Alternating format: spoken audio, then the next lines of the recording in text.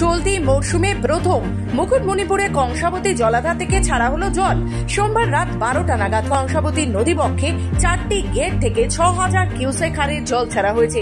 গত কয়েকদিনের টানা বৃষ্টি ও আসন্ন নিম্নচাপে ভ্রুকুটির কারণে জলাধারের জল বাড়ার সম্ভাবনা রয়েছে। তার ফলে আগেভাগেই এই জল ছাড়ার সিদ্ধান্ত নেওয়া হয়েছে বলে সেচ দপ্তর সূত্রে জানা গেছে। এদিন রাত পর্যন্ত জলাধারের জলস্তর ছিল 425.75 ফুট উচ্চতায়।